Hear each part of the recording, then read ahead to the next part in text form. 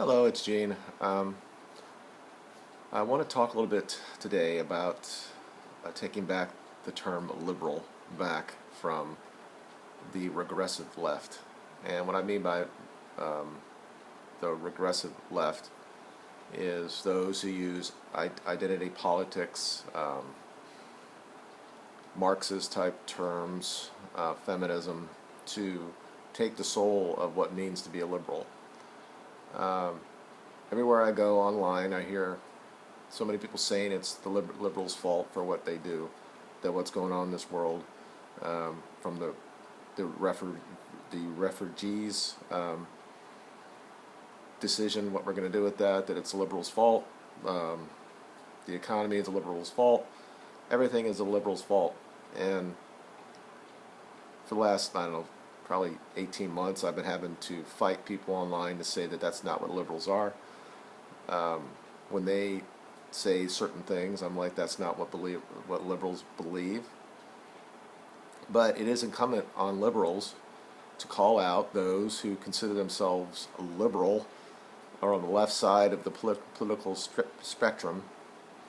And if we don't do that, we'll get eaten up by it, and it's happening already. And I'll give you some context of what I'm talking about. I'll leave some stuff in the description below so you can look at some of these instances and listen to the people that were affected by this. And I'll try to bring it all together and how feminism is part of the issue, part of the problem. As most of you know, and I'll put it in the links below, a while back I said that I changed. I went from being basically a progressive to almost like a libertarian progressive, because I was looking for something for the term for what I am. Now the problem is there was always a term for that, and I put that in some of my other videos as well, and I also put it down below with Sarganagon about what a liberal actually is. And I went away from that. I was like, well, we can't really be considered liberals because of what's happening, especially when it comes to identity politics and the far left of our party, that they have taken over so much, that they have so much power, that I wanted to change what I actually am.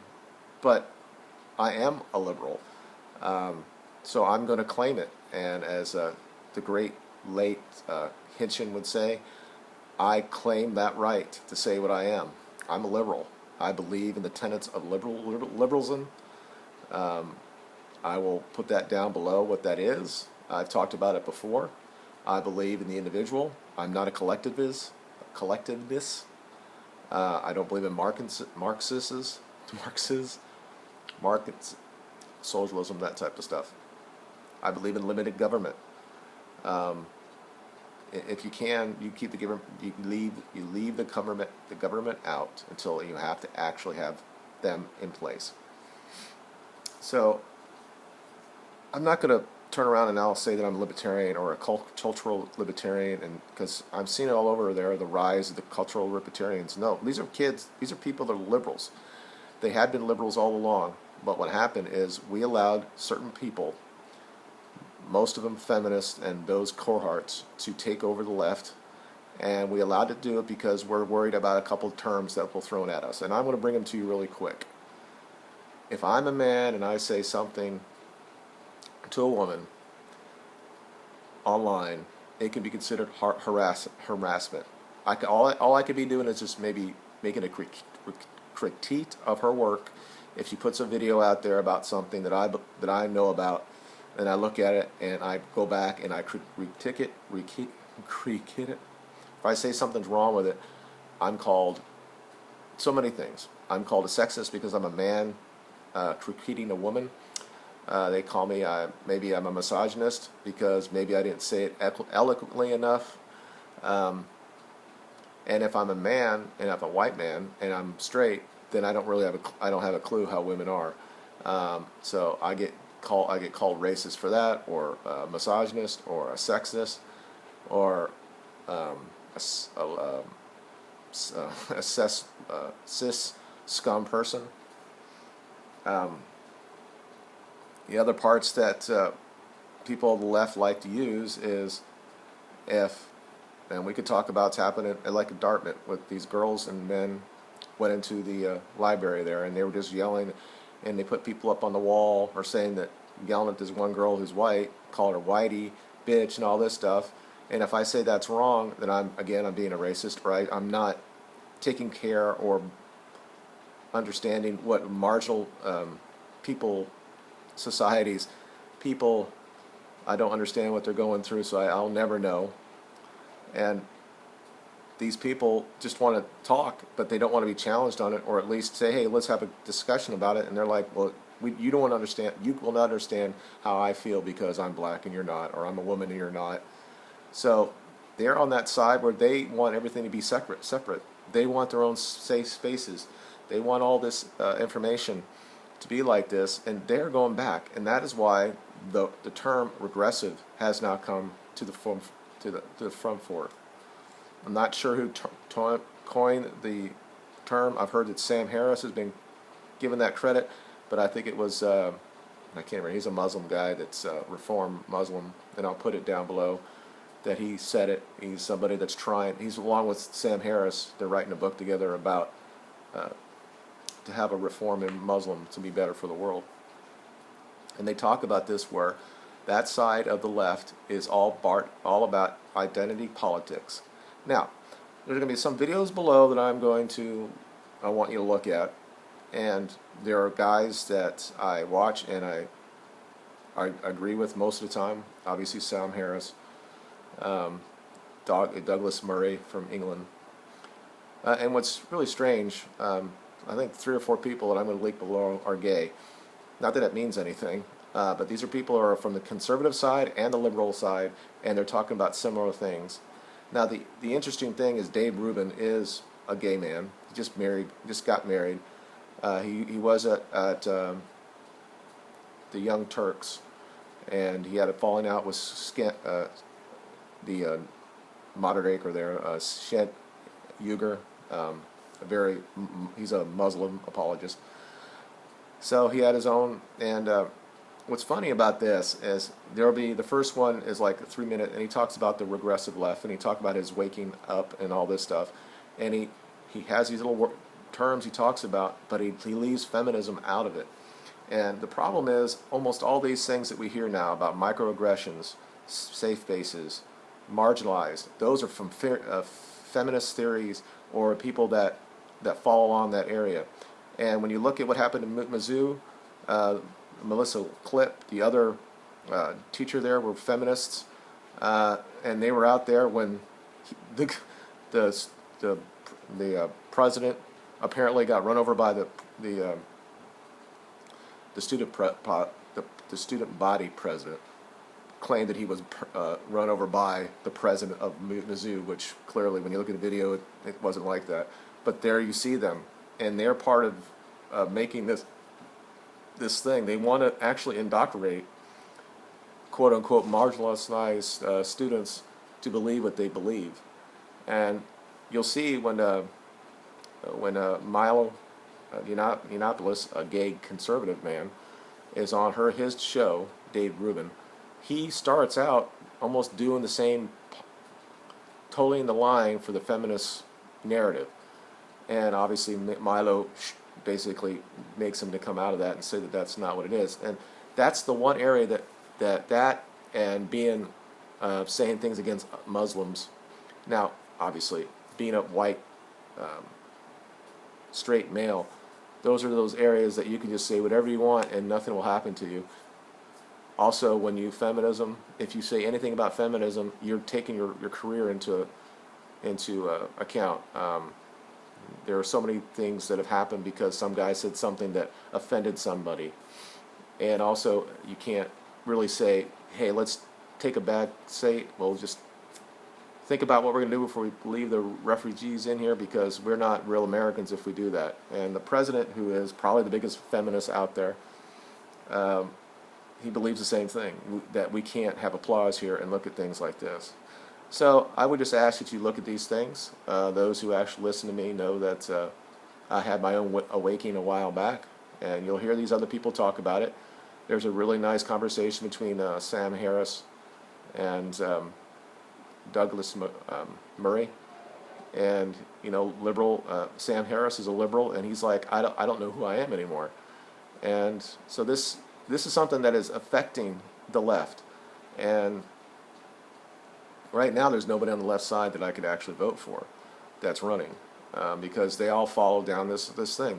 They want to divide us by, if you're critical of anybody, if you're critical of Anita Sarkeesian about her things about videos and games and toxic masculinity, then she goes on the TV and says that she's get death threats, and that's all her stuff. All she's really doing is becoming part of the victim complex, where they get money for just claiming that. So it's there are a lot of things we could talk to about this, but it's just something I want to put out there for you to look at, maybe get an idea where I'm coming from. Before I leave, though, I do want to say this. I had this conversation with my son about it, and when I want everybody to have equal opportunity in this life. You're not going to have the same outcome. You just won't. Some people are going to be better than other people. But there has to come a time that when women are going to stand up and say, we're going to be responsible for what we do, instead of basically blaming other people. This is what they do. When they get caught in a lie, they cry. Sometimes they accuse people. They don't take responsibility for what they do. I'm not saying that's a feminine trait, but it is. It absolutely is. And that's why men, deep down, have a hard time to respect women, because they just won't take responsibility when they do something wrong. And there's so many two items that I could talk about, on a, obviously at the public level, we talk about Hillary Clinton or somebody like that, or how women will just let a man go to jail for saying that she was raped by that man, and then have no problem. We'll just walk away from it, and then when they find out that he didn't do it, and she knew along that he didn't do it, there is no remorse there. And they have the ability to say that many things that they get charged with, they can claim some sort of mental defect. And until we in a society, if women want to be truly equal, they're going to have to be responsible for others. Say, I mean, people talk about your agency. You have agency. Women have agency in almost everything. Men are not that hard to figure out. We're here. We're always going to be the one that tries to protect their wife or their spouse or whatever. That's what men do. I don't know if it's instinctual. It may be. But this continually, it is man-hating on the left. And then when people who have a different opinion, you want to squelch their free speech. You want to have a safe space that you can't talk about things. Only marginalized people could be there. It's destructive to the left, and it's destructive to this country.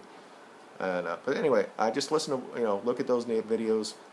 Maybe it'll give you an idea where I'm coming from. And if you have any comments, just leave them below, and we can talk about it. I don't hate women. That's the other one they always say. If I bring up men's issues, or if I say that why would a woman not report her rape? I mean, there's a senator right now, Christine Gillibrand, the one that allowed that crazy mattress girl from Colombia to go to the State of the Union, even though we know that she was basically lying about being raped. That